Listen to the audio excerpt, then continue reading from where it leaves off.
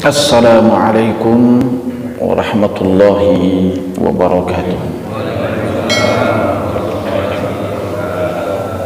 Alhamdulillah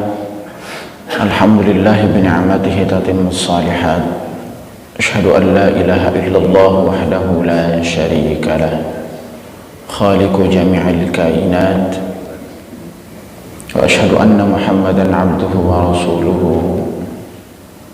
Khairul anam fil barri wal barriyat wa ala alihi wa ashabihi wa dhurriyyatihi wat tabi'in wa tabi'it tabi'in wa man ittaba'ahum bi ihsanin ila yaumil qiyamah. Amma ba'd, fa usikum wa iyaya nafsi bi ta'atillahi la'allakum tuflihun. Wa qala ta'ala azza wa jalla: Ya ayyuhalladzina amanu taqullaha haqqa tuqatih wa la tamutunna illa wa antum muslimun. Wa ba'du, ma'asyiral muslimin wal muslimat wa zumratal mu'minin wal mu'minat, athabakumullah.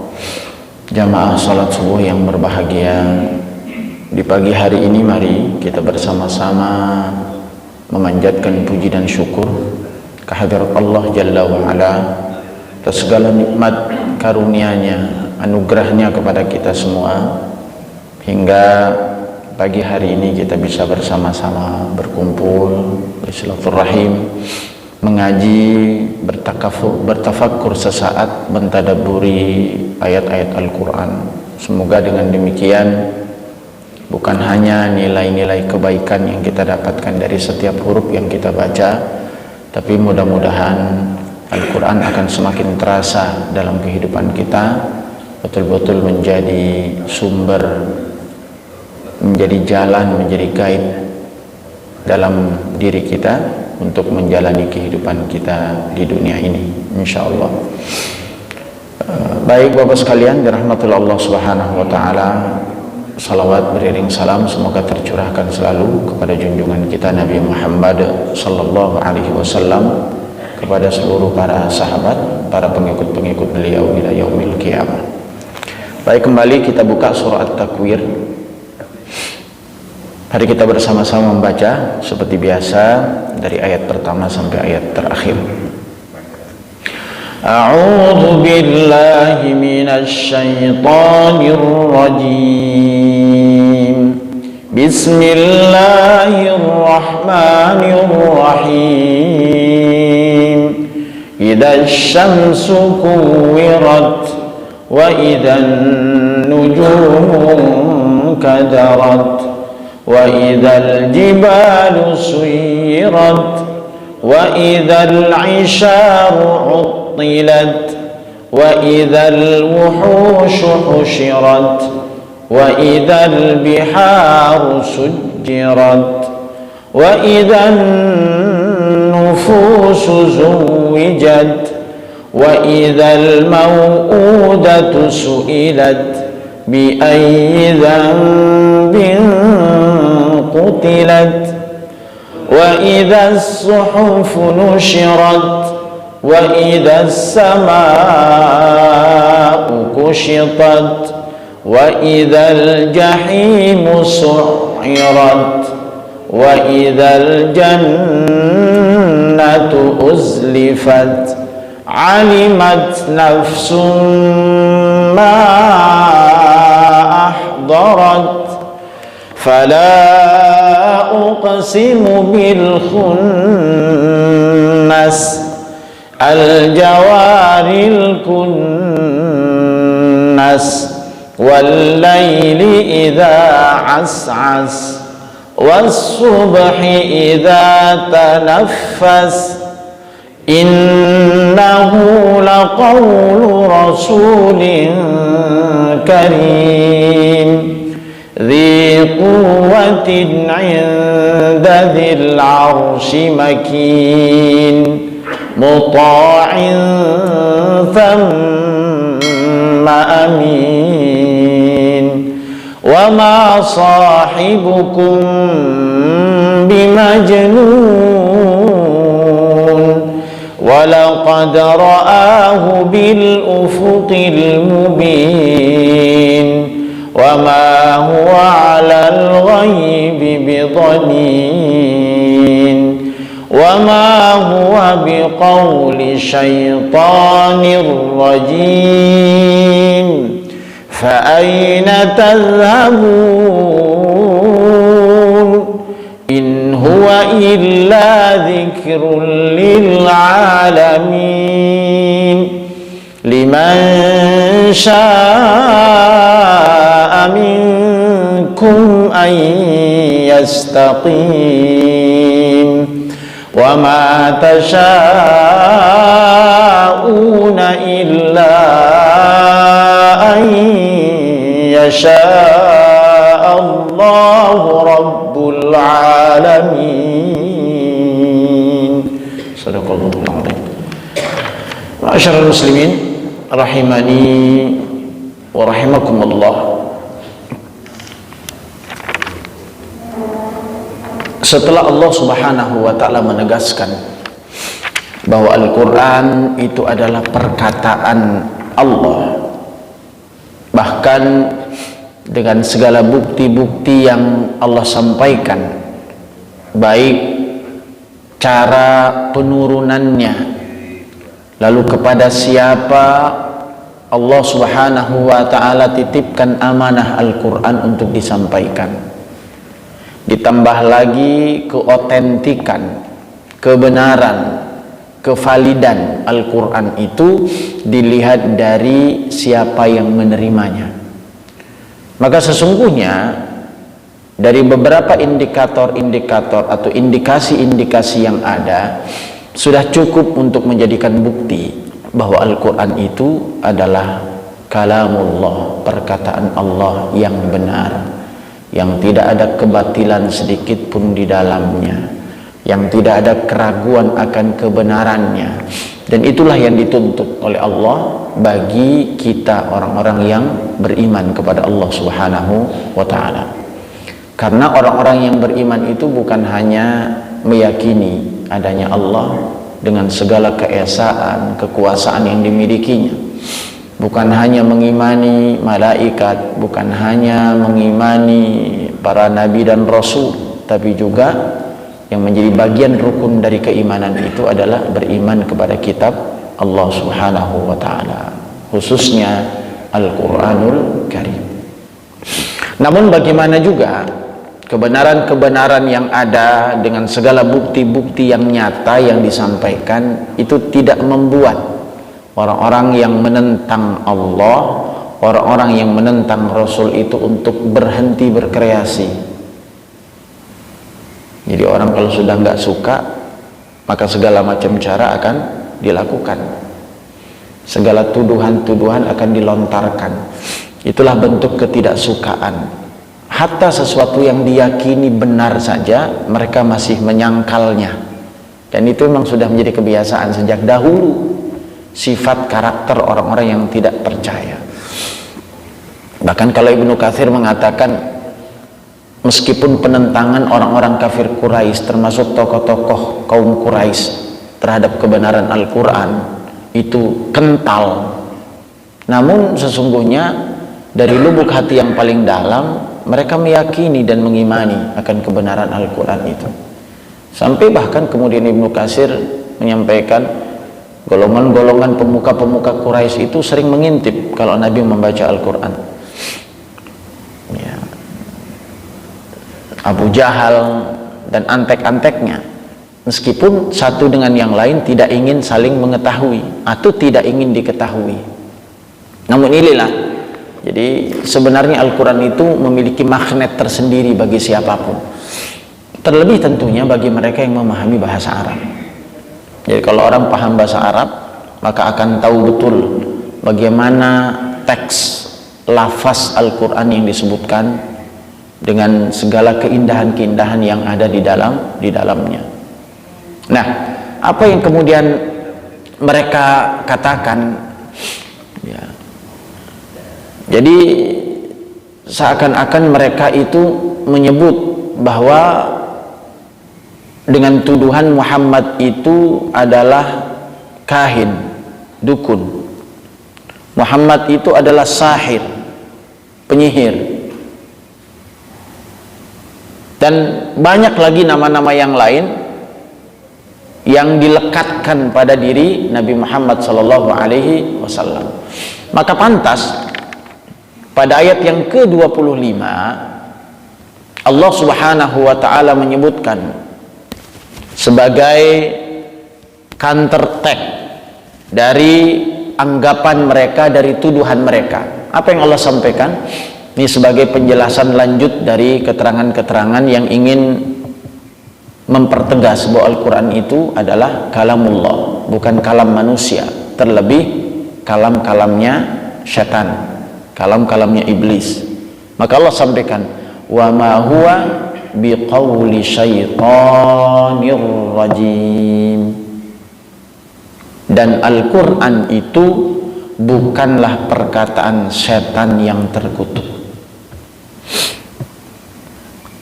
Maka jelas tidak mungkin bagi kita yang beriman, bagaimana mungkin setan yang dijauhkan dari rahmat Allah Subhanahu wa taala bisa mendekati Al-Quran yang suci itu, terlebih kalam-kalam yang suci itu keluar dari lisan-lisan syaitan ataupun iblis. Di sisi lain, para ulama kemudian menegaskan Al-Quran bukanlah perkataan-perkataan salah satu setan-setan, para dukun yang mendapatkan wangsit atau bisikan-bisikan dari setan yang berdusta kepada mereka. Jadi kemudian dukun-dukun itu memberikan informasi, memberitakan kepada manusia, dan lanjutnya mereka menyangka para dukun-dukun itu kemudian berkata jujur. Ini tidak lekat dengan Al-Quran, ini akan berbeda. Maka para ulama telah mengumpulkan lebih dari 1000 mukjizat Rasul sallallahu alaihi wasallam, atau paling tidak kalau kita tidak sebutkan nominal jumlahnya, maka banyak sekali mukjizat-mukjizat yang dimiliki oleh Nabi sallallahu alaihi wasallam. Nah, salah satu mukjizat yang disepakati yang paling agung yang dimiliki oleh Nabi itu adalah Al-Quran Al-Karim. Perlu kita tegaskan bahwa mukjizat itu dari a'jaza yu'jizu i'jaz, melemahkan. Setiap para nabi yang diberikan mukjizat oleh Allah itu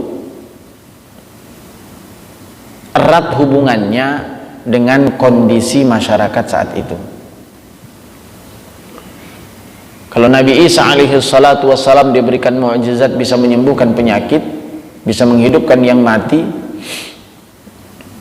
maka kondisi saat itu memang diantara pemuka-pemuka, ya, penguasa-penguasa itu lekat dengan tabib-tabib yang mampu mengobati berbagai macam penyakit. Kalau berbicara tentang mukjizat yang diberikan oleh Allah kepada Nabi Musa, maka memang kondisi saat itu dengan tongkat yang bisa berubah menjadi hayyatun tas'a, menjadi ular yang bisa berjalan dengan begitu cepat, bisa memakan apapun yang kemudian digambarkan oleh Allah Subhanahu wa taala di dalam surah Maryam, di dalam surah Toha, dan beberapa ayat-ayat dan surah-surah yang lain. Karena memang kondisi saat itu banyak tukang sihir yang memiliki keilmuan tingkat tinggi.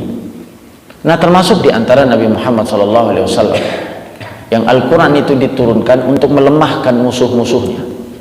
Apa yang terjadi saat itu? Salah satu kondisi masyarakat saat itu adalah, ya, orang Arab dikenal dengan kemampuan mereka untuk berpuisi. Bahkan ada beberapa pasar-pasar yang dikenal sebagai tempat kontes, lomba menyampaikan kemampuan-kemampuan mereka yang luar biasa. Ada pasar ukaz, itu yang biasa untuk dilakukan, jadi kontes-kontes puisi-puisi indah gitu. Nah, Al-Quran itu datang untuk menundukkan keangkuhan, kesombongan mereka di dalam berbahasa itu. Maka saat Al-Quran itu datang, terasa oleh mereka bahwa ini perkataan yang belum pernah kami dengarkan. Bukan hanya dari sisi susunan bahasanya, tapi juga esensi, isi kandungan dari ayat tersebut yang luar biasa tajam, dalam segala pembahasannya. Sampai-sampai Allah Subhanahu wa taala mengatakan kan dalam surat Fussilat ayat 42, A'udzubillahi minasyaitonir rajim, la ya'tihil batil min baini yadayhi wala min khalfihi. Ya. Fawailun, lalu kemudian tanzilun min hakimin hamid. Allah katakan Al-Quran yang Allah turunkan itu tidak datang kepadanya kebatilan. Jadi tidak ada kebatilan. Ya, kalau batil itu identik dengan keburukan dari sisi manapun. Ya, baik dari isi kandungannya maupun dari sisi bahasa, makna dan lain sebagainya. Ya, kalau berbicara tentang Al-Quran kan Al-Quran isinya 3: tauhid, hukum, lalu kemudian qasas atau kisah. Ya, kisah. Jadi tauhid, hukum syariat, dan kisah. Jadi di mana pun Al-Quran itu isinya 3. Maka orang yang kata Nabi membaca surah Al-Ikhlas 1 kali, maka sungguh dia telah membaca 1/3 dari Al-Quran. Kalau mengulang-ulang 3 kali berarti seakan-akan dia menghatamkan Al-Quran. Tapi jangan dijadikan alasan setiap hari Al-Ikhlas. Jadi nggak perlu khatam Quran dari surah Al-Baqarah sampai surah An-Nas, cukup baca Al-Ikhlas maka sudah khatam Al-Quran. Pelit namanya. Ya. Walaupun demikian, di sela-sela kehidupan kita, kalaupun kita tidak mampu menghatamkan Al-Quran, paling tidak membaca. Nah, kenapa menjadi 1/3? Karena isi dari Al-Ikhlas itu adalah tauhid kepada Allah Subhanahu wa taala. Baik. Maka apa yang disampaikan, la ya'tihil batil, bahwa tidak datang pada diri Al-Quran itu kebatilan. Bahkan ditegaskan oleh Allah, min baini yadayhi min khalfi, baik dari sisi depan maupun dari sisi belakangnya. Kenapa?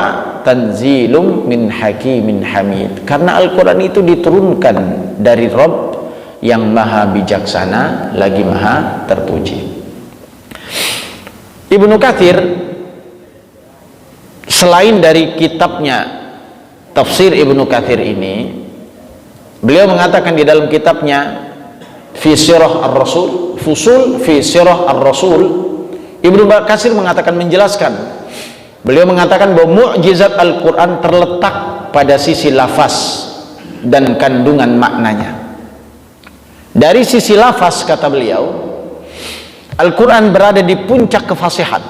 Jadi tidak ada yang mampu mengalahkan dan menundukkan kefasihan ayat Al-Quran itu. Jadi kalau bahasa-bahasa indah saat itu yang sebelumnya didengarkan begitu indah, maka ketika Al-Quran datang, semua kemampuan-kemampuan bahasa bertekuk lutut di hadapan Al-Quran karena kefasihan Al-Quran.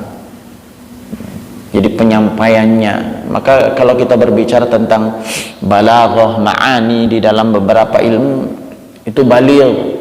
Jadi penyampaian ada itnab, ada sedikit ungkapannya tapi memiliki makna yang banyak. Tapi kalau kita kan banyak kalimat, maknanya sedikit. Jadi kalau Al-Quran itu sedikit tapi memiliki makna yang luar biasa. Maka lihat tafsir, kalau seorang para ulama berbicara tentang satu kata saja, maka bisa jadi akan terpenuhi lembaran-lembaran dalam menafsirkannya, tergantung dari sisi mana. Surat Fatihah ketika orang mengkaji, maka ratusan buku yang sudah dilahirkan oleh para ulama, padahal yang dibahas adalah suratul Fatihah. Bahkan pakar-pakar para tafsir saja ketika menegaskan tentang mana Ar-Rahman Ar-Rahim saja, Masya Allah, belum lagi dengan segala contoh-contohnya. Jadi kalam-kalam Allah Subhanahu wa ta'ala itu, kata Ibnu Katsir, kefasihan Al-Quran itu terletak pada puncak kefasihan.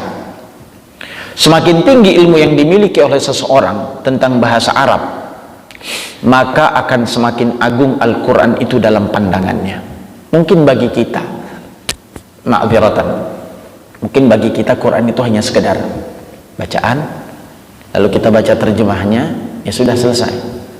Tapi para penggiat-penggiat bahasa di dalam bahasa Arab, semakin dalam kita mengkaji Al-Quran, maka akan semakin dalam terasa Al-Quran itu. Maka bagi mereka, orang-orang yang paham Al-Quran itu, urusan menangis saat membaca itu bisa menjadi hal yang biasa, bukan hanya didorong oleh keimanan mereka, tapi karena pemahaman mereka terhadap ayat-ayat itu. Nah, inilah yang perlu kita dorong diri kita masing-masing, agar jangan sampai Quran itu hanya sekedar bacaan, tapi paling tidak kita memahami sedikit dari bacaan-bacaan tersebut, hingga akan semakin terasa saat kita membacanya. Membaca ayat-ayat terkait dengan neraka, maka tetesan air mata para sahabat-sahabat itu tidak berhenti, karena tahu betul tentang azab Allah yang luar biasa. Belum lagi karena kemurnian iman yang mereka miliki. Nah, ma'asyiral muslimin rahimani wa rahimakumullah. Ya. Menurut Ibnu Katsir, Al-Qur'an juga menantang ahli-ahli bahasa yang fasih dan ahli balaghah. Balaghah itu artinya sastra, ya, dan keindahan bahasa. Pada masa diturunkan ayat-ayat suci itu, ya, bahkan mereka ditantang untuk membuat semisal dengannya. Bahkan redaksi Al-Quran itu, bicara semisal itu bukan hanya engkau datangkan Al-Quran saja, tapi bagaimana engkau juga bisa mendatangkan ayat-ayat di dalam Al-Quran. Jadi bukan Al-Quran secara penuh. Kalau Al-Quran secara penuh kan sulitlah bahasanya. Tapi satu surat saja engkau datangkan, atau kalau tidak mampu satu surat, satu ayat engkau datangkan hal yang sama, dengan segala konteks kepasihan Al-Quran. Ya, 10 surat yang setara dengan Al-Quran, satu surat saja yang ternyata tidak ada yang mampu untuk mendatangkan hal yang serupa. Ya. Bahkan Allah memberitahukan kepada mereka dengan kalimat tidak akan pernah dapat membuatnya sampai kapanpun juga, dan itu garansi dari Allah Subhanahu wa ta'ala. Andai kata Allah itu berdusta, maka saat ini mungkin ada orang yang sudah sanggup mendatangkan kitab yang mempesona, yang bahkan orang-orang berpindah dari kitab yang kita baca kepada kitab tersebut. Ya kan, dulu kan macam-macam, ya. Orang-orang bentuknya seperti apa, langkahnya bagaimana. Bahkan sampai Allah Subhanahu wa ta'ala pun menyebutkan, andai kata kalian manusia tidak mampu secara personal, maka kumpulkan manusia-manusia yang lain untuk engkau bergabung, bersinergi untuk mendatangkan Al-Quran itu. Bahkan kalau engkau pun tidak sanggup juga, maka datangkan jin dan iblis untuk bersamamu. Itu tantangan Allah itu. Maka bagaimana mungkin kemudian Al-Quran itu datang dari kalam-kalam rajim, jin yang terkutuk, sedangkan Allah saja menantang mereka untuk mendatangkan itu. Salah satu di antara ayat yang Allah sampaikan, firman Allah Subhanahu wa ta'ala, Qul in kuntum fi raibin mimma nazzalna ala abdina fa'tu bi suratin min mithli wad'u syuhada'akum min dunillahi in kuntum shadiqin. Kalau kalian ragu terhadap Al-Quran, surah Al-Baqarah, kalau kalian ragu sanksi terhadap kebenaran Al-Quran itu, kata Allah, mimman nazzalna ala abdina, dari apa yang kami turunkan kepada hamba-hamba kami, yaitu Muhammad sallallahu alaihi wasallam, fa'tu bi suratin min mithli, maka datangkan satu surat sepertinya, enggak usah sama, sepertinya saja. Wad'u syuhada'akum, kalaupun kalian tidak mampu, kata Allah, wad'u syuhada'akum min dunillah, panggil rekan-rekan kalian, antek-antek yang sama pemikirannya dengan kalian selain Allah. Berarti kalau bahasa selain Allah, semua makhluk ciptaan Allah, baik yang gaib maupun yang hadir, yang ada maupun yang tidak, yang terlihat maupun yang tidak terlihat. Berarti dari golongan jin, dari golongan setan, datangkan semuanya, bergabung, lalu kemudian datangkan satu surat saja. Dulu ada yang membuat surah Al-Fil namanya, Al-Fil anfuhu tawil wa zailuhu, enggak cocok, Pak. Karena bahasanya bahasa itu enggak punya makna, enggak punya nilai. Jadi kadang ada orang yang bahasanya berbicara bahasa sedikit saja tapi mengandung nilai yang luar biasa. Ada orang ngomongnya panjang tapi enggak ada nilai sama sekali. Ini kalau bahasa Al-Quran itu kan bahasanya jelas, tegas, fasih, ya, dan semuanya itu jelas disebutkan, dibacakan dengan kaidah-kaidah masing-masing. Maka kembali disampaikan, ma'asyiral muslimin rahimani wa rahimakumullah, ya, fa'tu bi suratin min misli wad'u syuhada'akum min dunillahi in kuntum shadiqin. Kalau kalian benar kata Allah, maka datangkan itu, silahkan, ya. Bahkan sampai dikatakan di dalam Al-Quran, kul la in ijtama'atil al-insu wal jinnu ala an ya'tu bi misli hadzal Qur'an la ya'tuna bi misli. Sampai di dalam ayat yang lain Allah Subhanahu wa taala pun menegaskan, kul, katakanlah, la ini jitama'atil insu wal jinnu, kalaupun berkumpul antara manusia dengan jin, jadi berkumpul menjadi satu, ini tantangan Allah luar biasa, ala an ya'tu bi misli hadza al-Quran, untuk mendatangi atau datang dengan membawa seperti Quran ini, maka Allah katakan penegasannya, la ya'tuna bimithli, tidak akan pernah mereka mampu mendatangi sepertinya, walau kana ba'duhum li ba'din zahira, meskipun antara satu dengan yang lain saling membantu. Nanti kalau udah ditegaskan begini, Masya Allah, ini betul-betul tantangan Allah kepada siapapun yang mampu mendatangkan itu. Dan sampai detik ini tidak ada seorang pun yang mampu mendatangkan keindahan-keindahan bacaan seindah kitab Allah Al-Quranul Karim. Bahkan Ibnu Katsir menambahkan, sebenarnya masih banyak lagi sisi-sisi yang lain yang menunjukkan keagungan Al-Quran. Adapun dari sisi kandungan maknanya, Al-Quran memiliki makna yang sangat-sangat kuat, kata beliau, ya. Bahkan kemudian penuh hikmah, mengandung kasih sayang.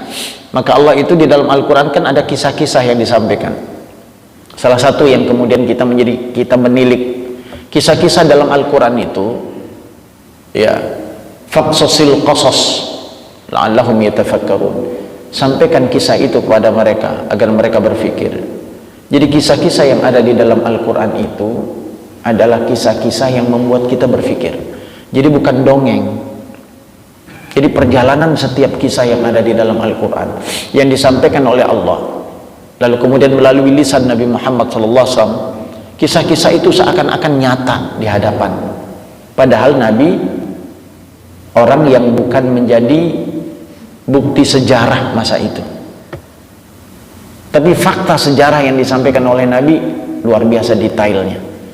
Bagaimana kisah Maryam yang kemudian diasuh oleh Nabi Zakaria, dengan kisah yang begitu indah yang disampaikan di dalamnya, mulai dari A sampai Z, padahal Nabi tidak hidup semasa dengan Nabi Zakaria. Bagaimana Nabi Muhammad menyampaikan pesan tentang kisah-kisah Nabi Musa, sejak mulai dilahirkan sampai kemudian pertentangannya dengan Fir'aun, sampai kemudian akhirnya bagaimana kehidupan beliau dalam berdakwah bersama saudaranya Harun. Belum kisah Nabi Yusuf alaihi salatu wassalam yang begitu detailnya sejarah yang disampaikan, sejak mulai lahirnya sampai kemudian menjadi penguasa Mesir saat itu, hingga akhirnya pertemuan yang indah bersama keluarga-keluarganya diceritakan dengan detail dan indah. Ketika kita mengikuti perjalanan itu, Masya Allah, luar biasa indahnya. Dan itu akan lebih bisa terasa bagi mereka yang memahami bahasa Arab. Jadi ma'asyiral muslimin rahimani wa rahimakumullah, maka kalau sudah kita pahami, kita yakini itu, maka kembali Allah menegaskan kepada kita semua, ini kita kembali kepada Al-Quran di kitab kita. Ada nggak kebanggaan dalam diri kita terhadap Al-Quran itu? Atau hanya sekedar kemudian sebagai tontonan, sebagai tontonan, sebagai bacaan yang kita tidak jadikan sebagai tuntunan? Maka mari kita lihat ayat berikutnya, di mana Allah Subhanahu wa taala mengkritik kita semua, menggugah hati kita semua, menggugah pikiran kita semua. Andai kata aku sudah sampaikan kebenaran-kebenaran Al-Quran itu kepada kalian semua, lalu pertanyaan Allah, fa aina tadhhabun, maka kemanakah kalian akan pergi? Madhab itu artinya pola pikir. Madhab itu artinya dhahaba ilaihi, condong kepadanya. Kemana kalian akan pergi? Seakan-akan Allah mengatakan, kenapa kalau engkau sudah yakin dengan Al-Quran itu sebagai peganganmu, kenapa engkau tidak kembali kepada Al-Quran lalu engkau jadikan pedoman dalam hidupmu? Bukankah aku berikan garansi, kata Allah. Bahkan kemudian dengan lisan Nabi SAW, taraktu fikum amrain ma in tamassaktum bihima lan tadillu abada kitaballah sunnata rasuli. Aku tinggalkan dua warisan kepada kalian yang apabila kalian berpegang teguh terhadap kedua warisan itu, aku jamin kalian tidak akan pernah tersesat dalam hidup kalian. Apa itu? Al-Quran. Dan yang kedua adalah sunnah Rasul sallallahu alaihi wasallam. Maka kemanakah kalian berpaling? Lalu sampai detik ini kalian meninggalkan Al-Quran yang aku turunkan. Sementara Al-Quran adalah obat petunjuk bagi kalian. Saat kalian tersesat, maka kembali kepada Al-Quran, maka akan ada jalan kebenaran yang kau tempuh. Saat engkau terombang-ambing dalam kehidupan, maka Al-Quran akan menjadi guide bagi kehidupan kalian. Ini Allah sampaikan. Saat engkau sakit, maka kembali kepada Al-Quran, karena Al-Quran itu adalah syifaan. Wa nunazzilu minal Qur'ani ma huwa syifaa'un wa rahmatun lil mu'minin wa la yazidudz zalimina illa khasara. Kami turunkan Al-Quran itu bukan hanya sebagai petunjuk buat kalian, tapi syifa, sebagai obat. Maka tidak ada keterangan-keterangan yang paling baik yang dirasakan oleh seseorang kecuali orang yang dekat dengan Allah. Dan zikir yang paling utama yang dibaca, selain di dalam hadis Nabi, afdhaludz dzikri fa'alam annahu la ilaha illallah, kata Imam An-Nawawi, zikir yang baik itu adalah ketika orang membaca Al-Quran. Jadi Al-Quran itu Masya Allah. Jadi bukan hanya nilai pahala akhiratnya, tapi juga nilai dunia. Ala bidzikrillahi tatma'innul qulub. Bukankah dengan berzikir itu akan membuat hati kita semakin tenang? Hati semakin tenang, hati semakin tenang. Kerinduan seorang terhadap Al-Quran, dulu sahabat-sahabat Nabi, Masya Allah. Jadi kalau Nabi SAW itu, Al-Quran diturunkan kepada beliau. Tapi kadang Nabi suka banget mendengarkan Quran itu dari sahabat-sahabat beliau. Maka suatu hari beliau pernah mendatangi sahabat lalu berkata, "Iqra' alayya al-Quran." Bacakan untukku Al-Quran. Lalu kata sahabat, "Bagaimana mungkin aku membacakan Al-Quran kepadamu ya Rasul, sedangkan Al-Quran itu diturunkan kepadamu?" Kalau bahasa kita isin ya Nabi, malu rasanya saya yang baca, engkau yang dengar. Lah kan mestinya engkau yang baca, saya yang dengar. Tapi kata Nabi, uhibbu an asma' min ghairi. Aku suka mendengarkan bacaan itu dari selainku. Lalu aku mulai membaca surah An-Nisa, kata sahabat. Saat itu kemudian Nabi berkata, sudah cukup. Dan aku melihat berlinang air mata Nabi SAW. Itu hati. Maka Al-Quran itu sebenarnya kalau iman kita betul-betul, taksya'ur rajuludal ladzina yakhshawna rabbahum. Quran itu akan membuat semua tulang belulang, kulit-kulit tubuh kita itu akan lentur, akan lunak kalau sudah bersentuhan dengan Al-Quran. Bagaimana tidak? Karena ketika Al-Quran diturunkan untuk gunung saja, maka gunung itu terpecah saking mulianya Al-Quran itu. Lau anzalna hadzal Qur'ana ala jabalin la ra'aitahu khashi'an mutasaddian min khasyatillah wa tilkal amthal nadribuha linnas ila akhiril ayat. Dan lihat, andai kata kami turunkan Al-Quran itu di gunung-gunung, pada gunung-gunung, ala jabal la ra'aitahu khashi'an mutasaddian, maka engkau akan melihat tunduk patuh gunung-gunung itu min khasyatillah, karena rasa takutnya kepada Allah Subhanahu wa ta'ala. Nah, maka berbicara tentang apa yang kita sampaikan ini, jelas ini menjadi sebuah autokritik bagi kita semua yang mengaku diri kita sebagai seorang yang beriman. Tapi sampai saat ini keakraban kita dengan Al-Quran itu pun sangat terbatas. Bahkan bisa jadi Al-Quran, mohon maaf, Ramadan selesai, mungkin Al-Quran sudah tidak lagi kita pegang, apalagi kita baca. Jujur. Jadi Ramadan selesai, Syawal selesai, sudah mulai tersimpan dengan begitu rapinya Quran. Nggak mungkin siap untuk dibuka ketika Ramadan yang akan datang. Quran mungkin banyak, tapi belum pernah tersentuh. Bisa jadi. Apalagi keinginan kita untuk memahami, mentadaburi, lalu kemudian menghafalkannya, itu jauh sepertinya. Itu beberapa oknum, beberapa orang. Saya yakin insya Allah jamaah masjid Pruri yang di sini Al-Hikmah mudah-mudahan tidak termasuk bagian dari itu. Karena ternyata Rasul Shallallahu Alaihi Wasallam juga pernah mengeluh kepada Nabi, curhat sama Nabi terkait saat itu meskipun Nabi masih ada. Dan sekarang Nabi kan udah nggak ada. Mungkin nggak amalia orang-orang terdahulu akan kembali sama? Ya jelas. Orang masih Nabi saja ada, itu Nabi sempat mengeluh, apalagi Nabi sudah tidak ada sekarang.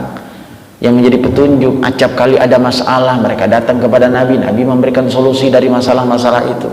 Apa yang disampaikan oleh Nabi? Lihat. Dan ini nanti kita akan koreksi terhadap diri kita masing-masing.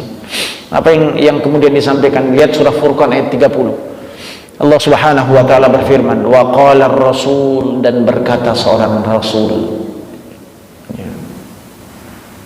ya Rabbi inna qaumi ittakhadhu hadzal qur'ana mahjura.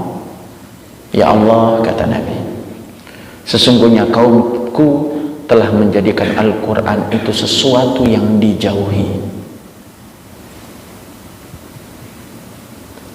Jadi Nabi mengeluh kepada Allah. Lalu kemudian Nabi berkata, ya Rabb, wahai Tuhanku, aku melihat hari ini aku masih ada, tapi sungguh kaum-kaumku telah jauh dari Al-Quran itu. Bukan hanya dari membacanya, tapi juga memahami, mengamalkannya. Ya, kadang-kadang banyak yang mengaku diri menjadi seorang muslim, tapi dalam pengamalannya tidak terlihat keislamannya. Karena standar keislaman seseorang itu ya bisa dilihat bagaimana kemudian Al-Quran mengajarkan kita. Maka ma'asyarul muslimin rahimani wa rahimakumullah, sedikit kita akan kupas tentang al-hajr, meninggalkan.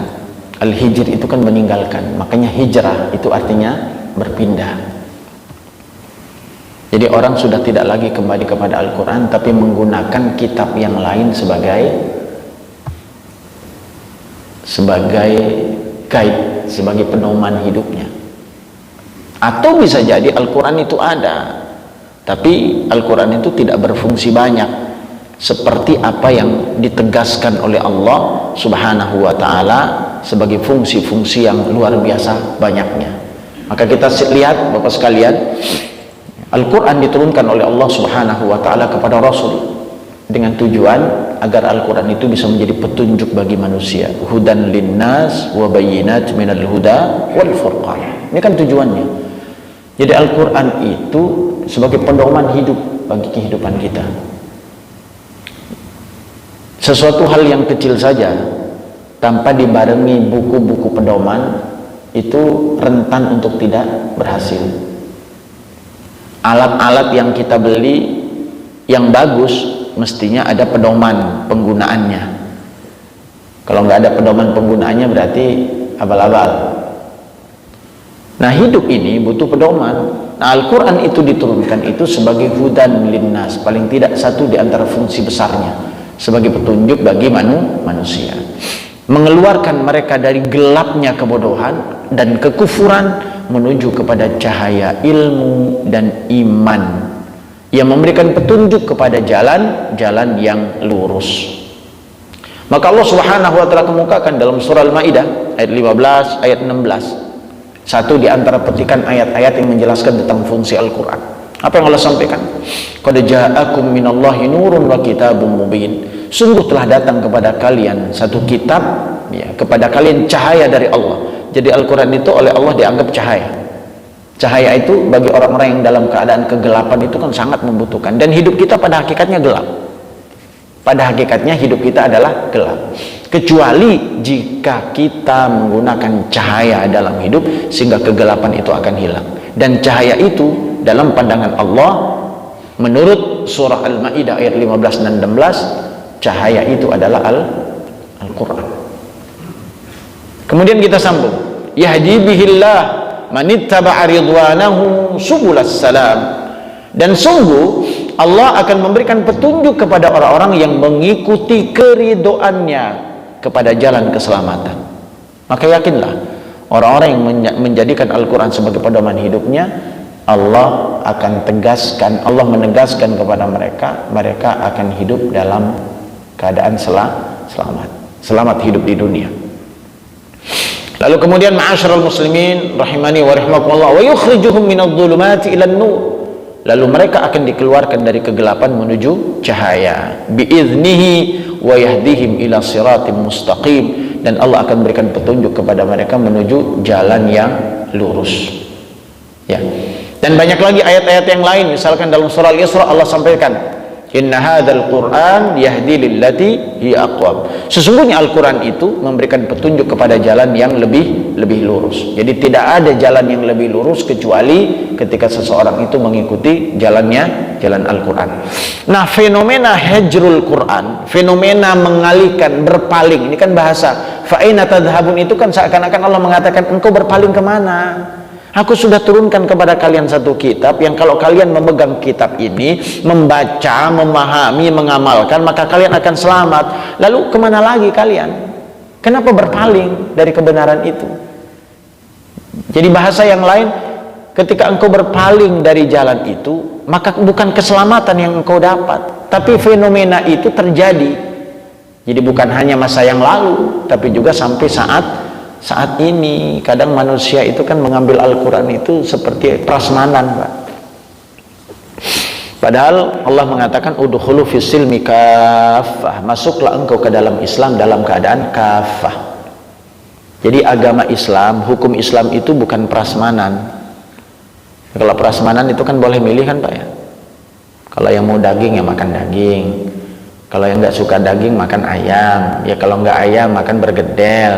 Kambingnya juga macam-macam, mau kambing guling, mau kambing macam-macam, tinggal boleh milih. Mau nyomot ini, nggak suka ini, enggak. Islam itu bukan begitu.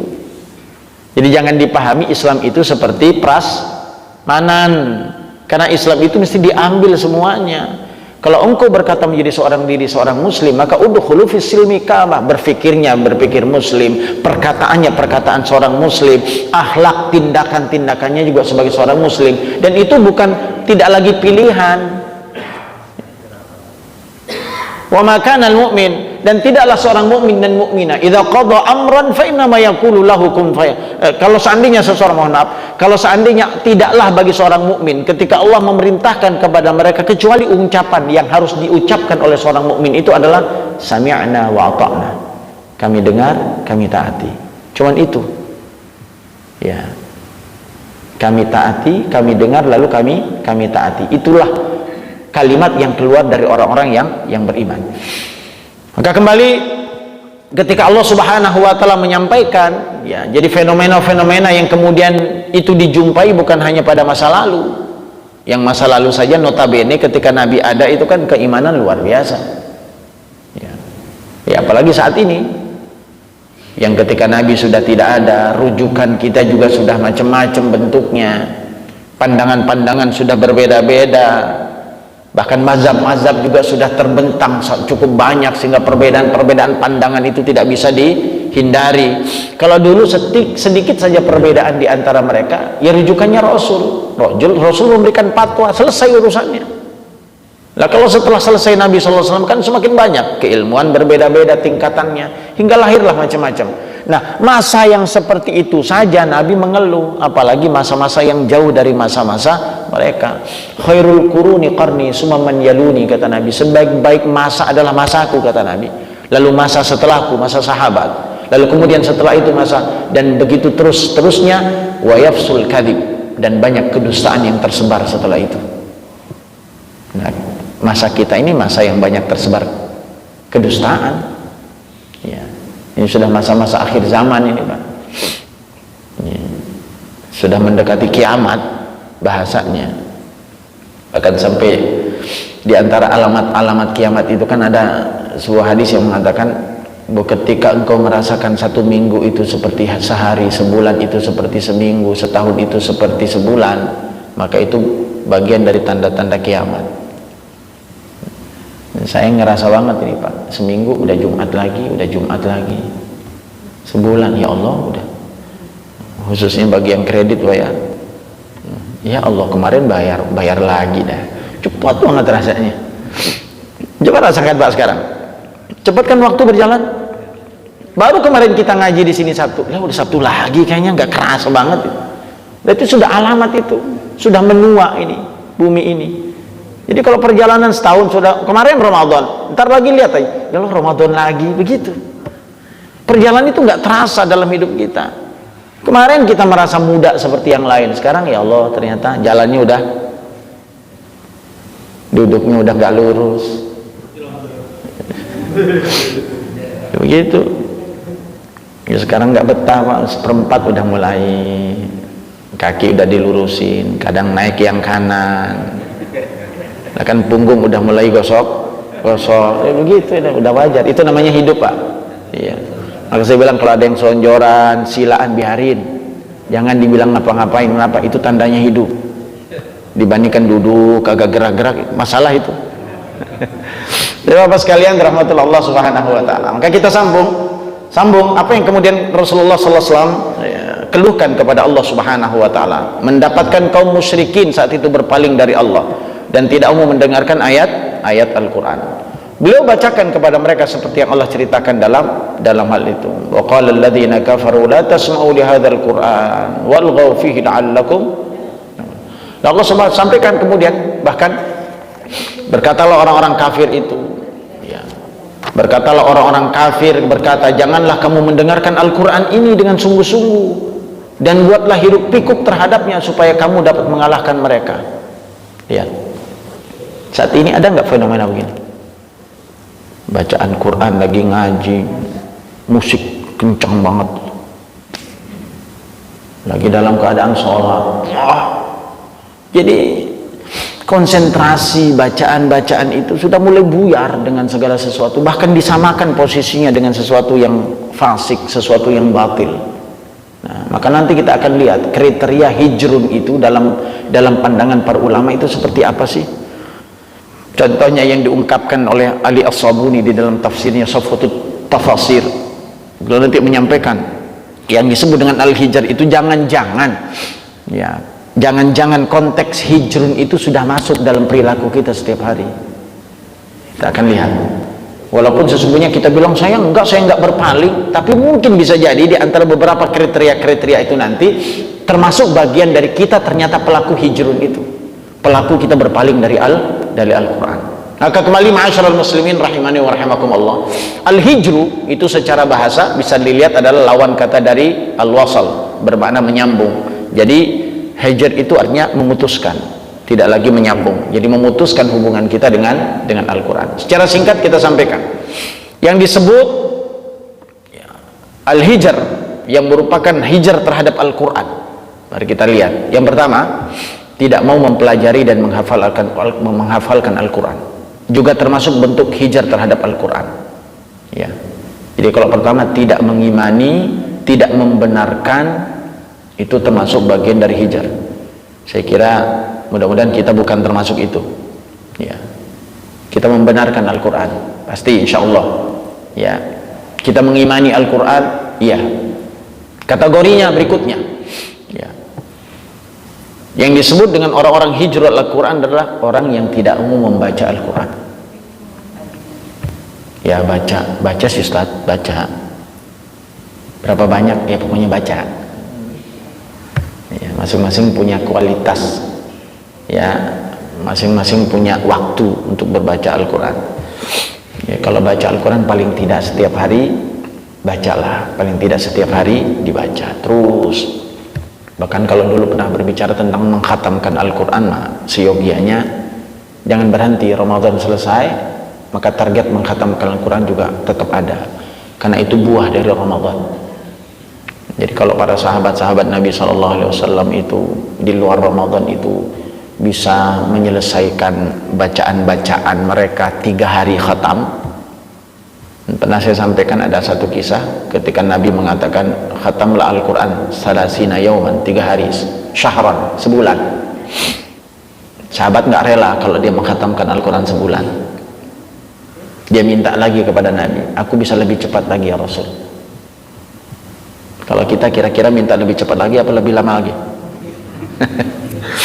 Sahabat datang kepada Nabi, ya Rasul, aku masih bisa cepat lagi. Ya 20 hari kata Nabi, aku masih bisa lagi kok. Masya Allah tuh, nawarnya nawar baik. 15 hari masih bisa ya Rasul. 10, aku masih bisa cepat lagi. Seminggu masih bisa. 3 hari masih bisa ya Rasulullah. Udah cukup, nanti kamu nggak paham Quran katanya. Saking semangatnya Pak. Ya, itu jiwa-jiwa sahabat begitu dulu tuh Pak. Kalau kita kan dikit, ya masih bisa lamaan nggak ya? Sebulan, 2 bulan lah, atau bahkan bisa lebih lama. Jangan-jangan setahun baru sekali hatamnya. Ya Pak, baik kita sambung, tidak membaca Al-Quran. Lalu kemudian yang ketiga yang termasuk hijrul Quran, karena bisa jadi kita termasuk bagian dari itu, tidak mau mempelajarinya, tidak mau memahaminya. Quran sekedar dibaca tapi tidak mau dipelajari. Itu masuk hijrah kata menurut para ulama. Kemudian berikutnya ya memahami dan mentadaburi. Maka kenapa kita perlu belajar tafsir seperti ini? Ini bagian proses mentadaburi Al-Quran, meskipun sederhana. Paling enggak, oh kalau ditanda fa'ina tadhabun, kita paham apa sih maksud dari fa'ina tadhabun itu. Sudah banyak ayat-ayat yang sudah kita pelajari, mulai dari An-Nas sampai bahkan surat At-Takwir. Paling tidak ketika kita membaca ada pandangan, ada gambaran ketika kita salat itu, ini ayat kemana sih arahnya, ayat ini maksud apa sih. Nah kalau itu kemudian dapat kita pahami, maka mudah-mudahan akan semakin terasa bahwa Al-Quran itu betul-betul bagian dari bukan bagian, betul-betul menjadi pedoman kehidupan ini. Baik, tidak mau mengamalkannya juga termasuk hijrul Quran. Berpaling kepada selain Al-Quran lebih dicintai, atau membaca selain Al-Quran lebih disukai dibandingkan Al-Quran itu sendiri. Coba lihat, jangan-jangan kita masuk bagian dari itu. Bagi para remaja, pemuda udah jauh Pak. Mereka bisa berjam-jam duduk bersama handphone mereka untuk bermain game, tapi kemudian Al-Quran sedikit pun tidak dipegang. Bahkan jangankan anak-anak Pak, orang tua juga mirip sekarang. Status, bangun lihat status, ada yang komen nggak ya? Kan biasanya kalau udah buat status pengennya di komen kan. Bangun, belum ada komen, ntar buka lagi, udah ada komen, lumayan juga ini komennya gitu. Habis waktu kita memang. Lihat saja Pak, seberapa banyak kita memegang handphone dibandingkan memegang Al-Quran. Seberapa banyak kita membaca buku-buku yang tidak bermanfaat, tanda kutip, bagi kita dibandingkan kita membaca Al-Quran. Maka orang yang hijru oleh Ali As-Sabuni dan beberapa ulama-ulama tafsir yang lain berpaling darinya. Bahkan dia mengatakan, mencontohkan, berpaling darinya lebih mencintai, lebih dekat kepada syair, nyanyian, perbuatan sia-sia, perkataan yang tidak bermanfaat. Lalu kemudian bahkan mengambil jalan selain Al-Quran sebagai pedoman hidup. Itu juga termasuk bagian dari hijrul Al-Quran. Maka kembali, bahkan ada orang-orang yang lebih suka kepada syair-syair yang dibaca dibandingkan Al-Quran. Maka membaca syair-syair itu ya bagus, karena kita bisa bahasa, tapi jangan kemudian itu jauh lebih diagungkan dibandingkan membaca Al-Quran itu sendiri. Nah kalau orang kemudian memposisikan Al-Quran itu jauh lebih rendah, interaksinya dengan Al-Quran itu jauh atau lebih sedikit dibandingkan interaksinya dengan kitab-kitab yang lain, maka menurut Ali As-Sabuni, bahkan tafsir-tafsir yang lain termasuk Ibnu Katsir juga memahami bahwa disebut Al-Hijr itu juga masuk kategori itu ya. Jadi mudah-mudahan kita tidak termasuk di antara orang-orang yang bukan hanya meninggalkan, tapi ketika kita membaca Al-Quran tidak ada penambahan iman dalam kehidupan kita. Apa penyebabnya? Karena kurang pahamnya kita terhadap Al-Quran. Maka harapannya kan orang-orang yang beriman itu diantara cirinya adalah alladzina idza dzukirallah wajilat qulubuhum wa idza tuliyat alaihim ayatuhu zadatuhum imana. Ini konteksnya. Kalau ingin menakar keimanan kita terhadap bagaimana interaksi kita dengan Al-Quran, maka paling tidak dua paling tidak. Satu, apabila dibacakan kepadamu, tuliyat ayatuhu, dibacakan ayatnya kepada kalian, atau kita membaca Al-Quran, zadathum imana, bertambah iman kita. Kalau ini belum ada dalam diri kita, berarti ada satu yang miss dalam pemahaman kita terhadap Al-Quran. Wa idza dzukirallah wajilat qulubuhum, apabila ada nama-nama Allah yang disebutkan baik dalam zikir maupun dalam Al-Quran, bergetar hati kita, ada vibrate, ada getarannya ya. Yang ngerasain masing-masing kan. Allah cinta sama Allah, baca Allah cinta sama Allah, baca surga, harap surga, keselamatan, berharap keselamatan. Ketika kita baca, berarti itu tanda dari sebuah keimanan. Maka paling tidak dua, kalau ada ayat-ayat Al-Quran dibacakan atau kita dengarkan, maka konsentrasi kepada Al-Quran itu lebih besar dibandingkan yang lain, sehingga membuat iman kita bertambah. Dan apabila ada nama-nama Allah yang disebutkan, maka wajilat, maka bergetar hati kita, kecintaan kita semakin bertambah, kerinduan kita semakin bertambah. Maka ketahuilah, i'lam annahu min alamatil iman, maka itulah sesungguhnya indikasi alamat-alamat dari keimanan seseorang. Mudah-mudahan apa yang kami sampaikan ini menjadi pelajaran buat kita semua, bahwa kita ditegur oleh Allah, bahkan dengan celotehan, dengan curhatan Rasul kepada Nabi, kepada Allah Subhanahu wa Ta'ala, tentang bagaimana fenomena-fenomena umatnya, yang termasuk mungkin bisa jadi saat ini fenomena meninggalkan Al-Quran, atau bahkan mungkin Al-Quran itu ada tapi hanya tulisannya, tapi tidak memiliki makna besar bagi kehidupan kita. Semoga Allah berikan hidayah, taufik dan inayah bagi kita semua, agar kita kembali kepada Al-Quran, menjadikan Al-Quran sebagai pedoman kehidupan kita, bukan hanya membaca tapi memahaminya, bukan hanya memahami tapi mentadabburinya, bukan hanya mentadabburinya tapi juga menghafalnya, bukan hanya menghafalnya tapi juga mengamalkannya, bahkan lebih baik mengajarkannya. Karena sebaik profesi adalah khairukum man ta'allamal qur'ana wa 'allama, sebaik-baik orang adalah yang mempelajari Al-Quran dan mengajarkannya. Subhanakallahumma wa bihamdika asyhadu an la ilaha illa anta astaghfiruka wa atubu ilaik. Assalamualaikum warahmatullahi wabarakatuh.